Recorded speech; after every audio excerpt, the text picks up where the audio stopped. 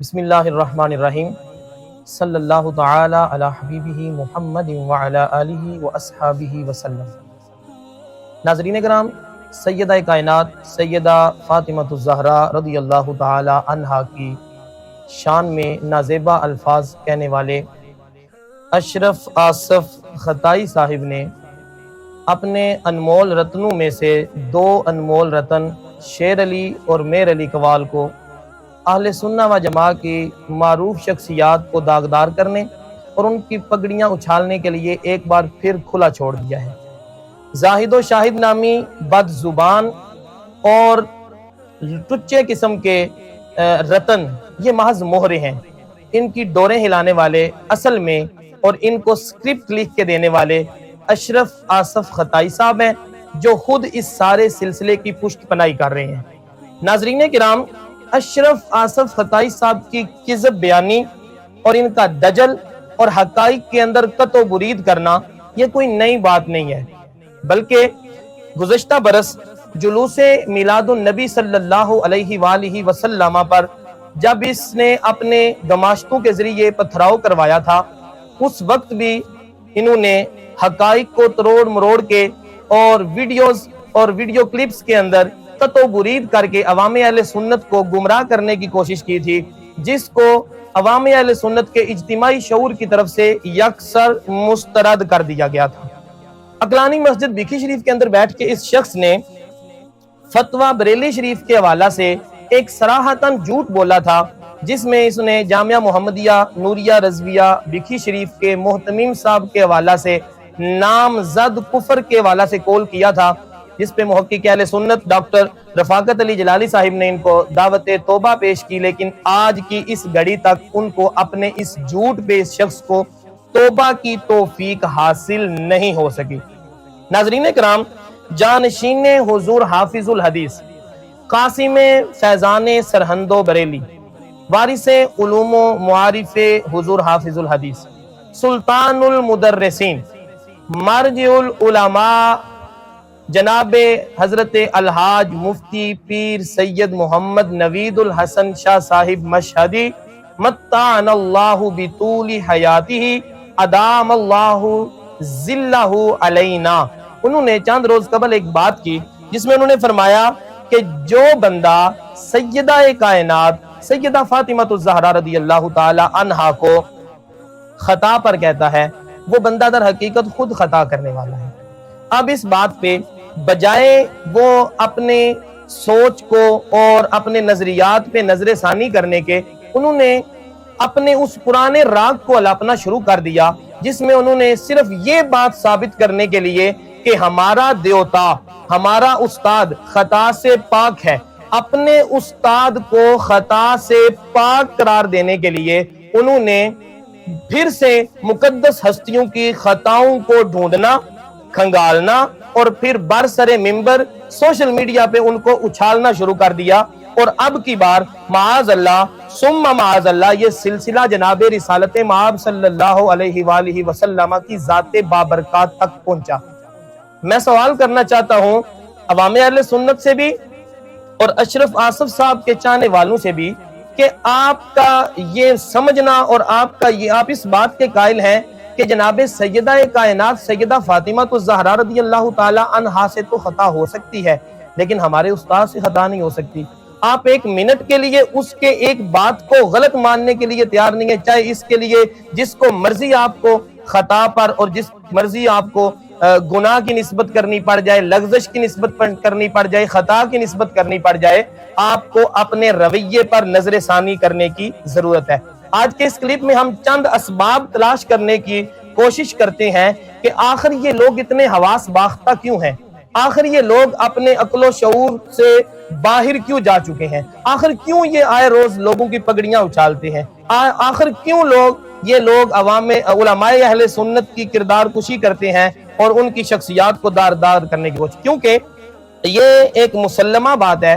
کہ کسی بھی بیماری کے علاج سے پہلے اس بیماری کی تشخیص اور اس سے بھی پہلے اس بیماری کے اسباب جاننے کی ضرورت ہوتی ہے کہ آخر اس بیماری کا سبب کیا بنا، کیوں یہ بیماری لاحق ہوئی۔ تو آئیے میں چند ایک آپ کو اسباب بتاتا ہوں کہ یہ لوگ اتنی حواس باختگی کا کیوں شکار ہیں، یہ لوگ کیوں آپے سے باہر ہوئے پڑے ہیں اور ان کی زبانیں لٹک کر زمین کے ساتھ کیوں لگ رہی ہیں؟ سب سے پہلی وجہ یہ ہے کہ ان کے استاد اور ان کے نام نہاد دیوتا جناب محترم اشرف آصف خطائی صاحب، انہوں نے سیدہ کائنات سیدہ فاطمہ الزہرا رضی اللہ تعالی عنہا کی ذات بابرکات کے حوالہ سے خطا کا قول کیا اور 2 مرتبہ دہرا کر اس نے کہا کہ وہ معاذ اللہ انہوں نے جو الفاظ کہے وہ عوام اہل سنت جانتی ہیں، ان کو دہرانا بھی مناسب نہیں ہے۔ اور جب بندہ اس طرح کی مقدس شخصیات کے حوالہ سے اپنی زبان تان کو دراز کرنا شروع کرے تو سیانے پنجابی زبان میں کہتے ہیں کہ اللہ تعالیٰ آسمان سے پتھر نہیں برساتا، اللہ ڈنڈے نہیں ماردا، اللہ انسان دی مت مار دیندا ہے۔ اس وجہ سے پہلی اور بنیادی وجہ یہ ہے کہ انہوں نے مقدس ہستیوں پہ تان کرنا شروع کیا، جس کی وجہ سے یہ اپنے حواس کھو بیٹھے اور دن بدن یہ ترقی سے تنزلی کی طرف جا رہے ہیں۔ دوسری اہم وجہ ان کی حواس باختگی اور ان کے اس مقام تک پہنچنے کی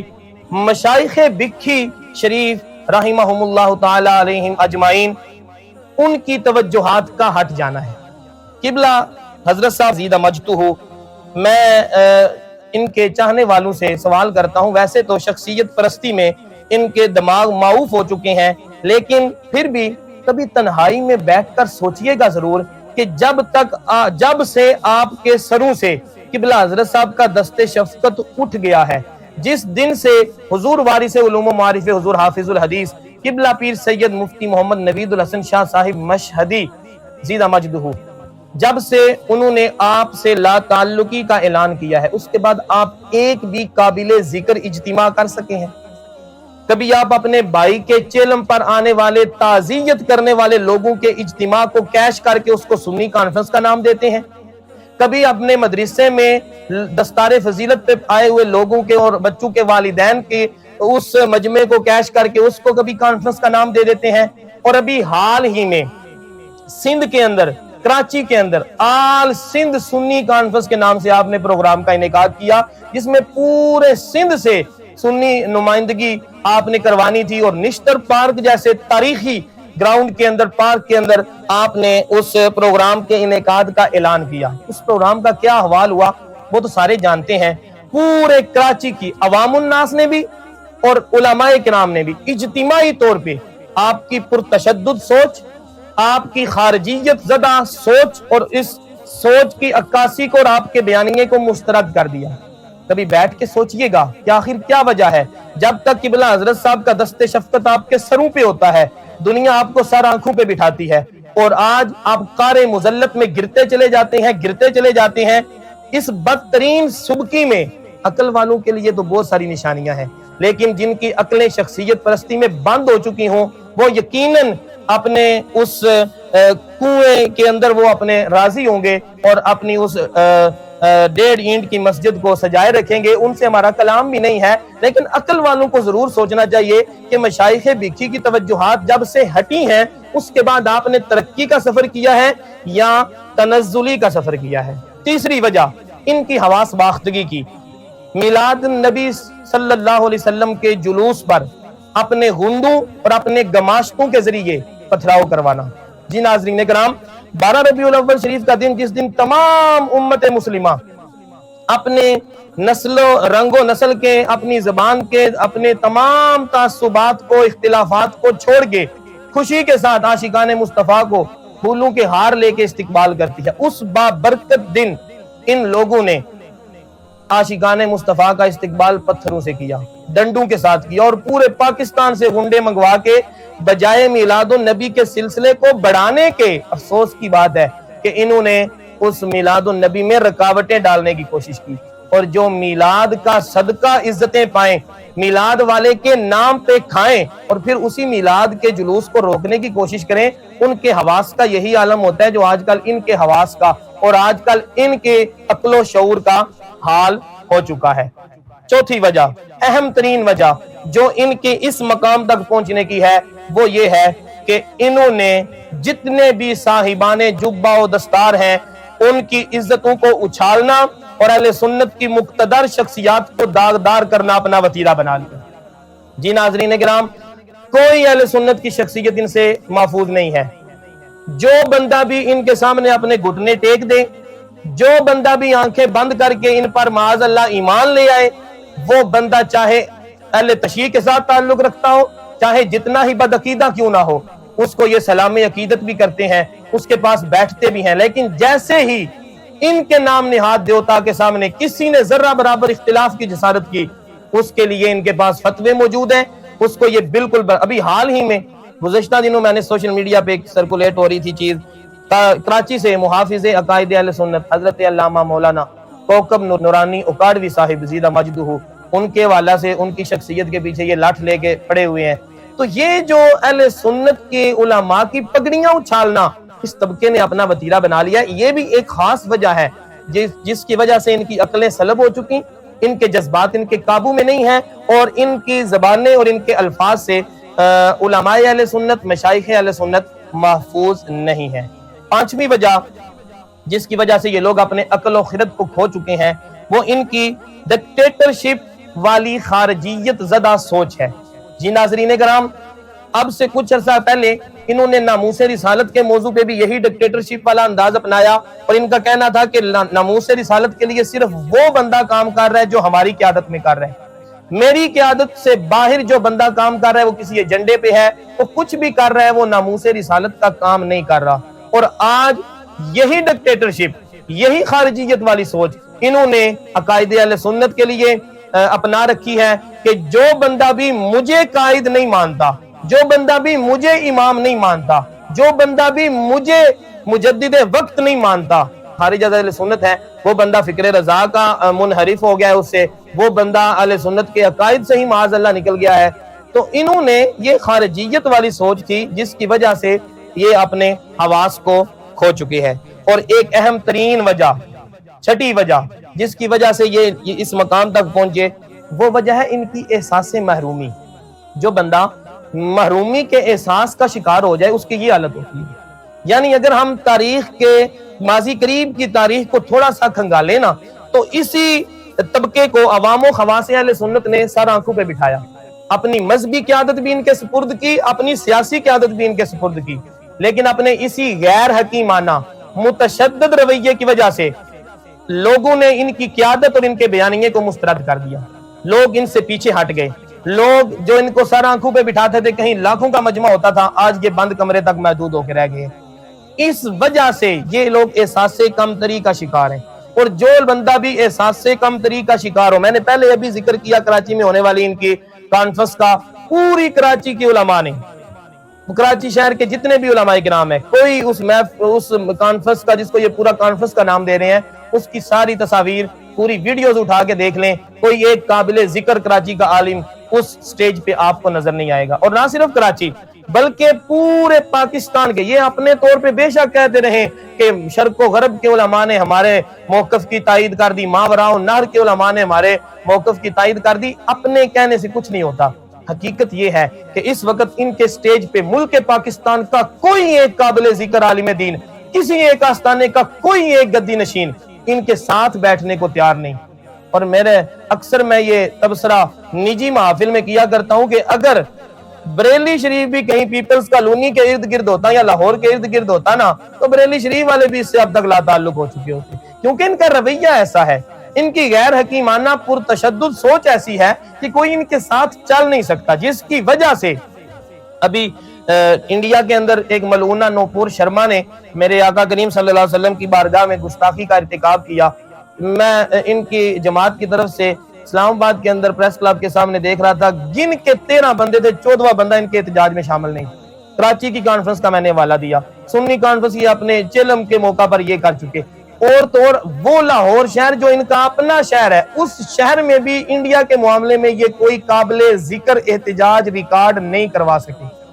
جب انسان اس قدر محرومی کا شکار ہو جائے تو پھر وہ اپنی فرسٹریشن نکالتا ہے، پھر وہ اپنے اندر کا غصہ نکالتا ہے، پھر وہ غصہ نکالتا ہے کسی غیر متعلقہ جگہ پر، اور ان کو غصہ نکالنے کے لیے جب کوئی بندہ نہیں ملتا تو مولانا روم کی طرح پھر ان کے کہے گئے قول کے مطابق پھر وہ پاکوں کے بارے میں اپنی زبانیں تان دراز کر لیتا ہے۔ تو یہ مولانا روم کے اس قول کو سچ ثابت کر رہے ہیں کہ اپنی حواس باختگی کے ذریعے یہ اہل سنت کی مقدس ہستیوں کو داغدار کرنے کی کوشش کر رہے ہیں۔ ناظرین کرام، یہ طبقہ اس بات پہ چیبہ جبیں ہے کہ ان کے کرتوت عوام الناس کو دوبارہ پھر سے کیوں یاد دلائے جا رہے ہیں۔ میں ان کو یہ بتانا چاہتا ہوں کہ اگر آپ نے اور آپ کے اس قائد نے، آپ کے اس دیوتا نے اپنے کہے گئے الفاظ غیر مشروط طور پر بغیر اگر مگر کیے، کیونکہ عوام الناس جانتی نہیں ہے، آپ کہتے ہیں الفاظ تبدیل کر دیے، اگر الفاظ پہلے الفاظ درست تھے تو تبدیل کیوں کیے، اور اگر تبدیل کر دیے ہیں تو پھر پہلے الفاظ درست کیسے ہو سکتے ہیں؟ بغیر کسی اگر مگر کے، بغیر کسی چونکے چنانچے کے، غیر مشروط طور پہ جس اعلانیہ مجلس میں سیدہ کائنات کے حوالہ سے آپ نے نازیبہ الفاظ کہے تھے، اسی انداز میں غیر مشروط جب تک آپ نے اپنے الفاظ واپس لے کر سرے عام توبہ کر کے عوام اہل سنت سے اور اللہ تبارک و تعالیٰ سے معافی نہ مانگی، تو آپ تو کہتے ہیں نا کہ پھر سے یاد دلا دیا۔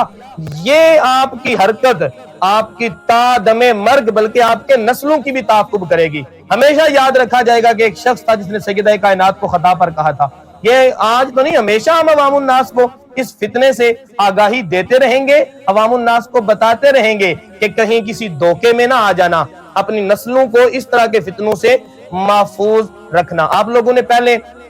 امکان خطا اور وقوع خطا کے حوالہ سے لوگوں کو مختلف بحثوں میں الجھایا، پھر مطلق خطا کو خود ہی آپ جو ہے وہ خطائے اجتہادی کے ساتھ مقید کرنے کی کوشش کرتے رہے، پھر آپ نے اس کے اندر سری الزوال اور بطی الزوال کا تڑکا لگایا، اور اب نیا شوشہ جو آپ چھوڑ رہے ہیں کہ خطا پر باقی رہنا اور پھر خطا پر باقی نہ رہنا۔ عوام الناس آپ کے اس خلط مبس والے پرانے شوش اور پرانی حرکت اور ہتھ کنڈے سے واقف ہو چکی ہے۔ آپ 14 صدیوں میں کسی ایک بزرگ کا قول بتا دیں، چاہے مجدد پاک، پیر میر علی شاہ صاحب، جس ہستی کا بھی جنہوں نے سیدہ کائنات سیدہ فاطمہ الزہرا رضی اللہ تعالی عنہا کو خطا پر کہا تھا، جو آپ کے الفاظ تھے، کسی ایک بزرگ ہستی کا آپ نہیں بتا سکیں گے۔ لہٰذا آپ عوام الناس کو گمراہ کرنا چھوڑ دیں، اور عوام الناس اہل سنت کی عوام سے بھی میری یہ آخر میں ضرور گزارش ہوگی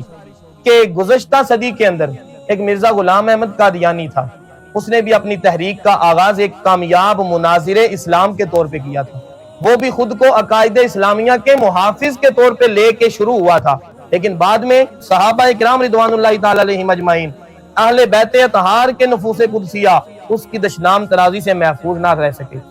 میں بلا تشبیہ کہہ رہا ہوں، لیکن اس فتنے کو بھی سمجھنے کی ضرورت ہے، اس کے تدارک کی بھی ضرورت ہے، کیونکہ ایک ان کا لاہوری گروپ تھا، ایک اس کا بھی لاہوری گروپ ہے، اس کے بھی جو ماننے والے تھے وہ بند دماغ تھے، بالکل عقل و شعور سے آری تھے، جو وہ کہتا تھا اس کو ماننے لیتے تھے۔ اس کے بھی ماننے والے ویسے ہی بند دماغ ہیں، ویسے ہی عقل و شعور سے آری ہیں، اور ویسے ہی اس کے گوبر کو گجریلا ثابت کرنے کے لیے ہمیشہ تلے ہوتے ہیں۔ تو ان لوگوں کے اس فتنے کو آپ کو سمجھنے کی ضرورت ہے، ورنہ اس کا نقصان میری ملت کو بھی ہوگا، میرے مسلک کو بھی ہوگا، دین اسلام کو بھی ہوگا۔ میری بڑے اللہ تبارک و تعالیٰ سے خلوص سے التجا ہے کہ میرا رب ان کو ہدایت عطا فرمائے، مشائخ بگھی کی بارگاہ میں یہ توبہ تائب ہو کر پھر سے حاضر ہو جائے اور ان کی روحانی توجہات پا لیں، تاکہ پھر سے اللہ تبارک و تعالیٰ شاید ان کی لغزشوں کو معاف فرما دے۔ وآخر دعوایا ان الحمدللہ رب العالمین۔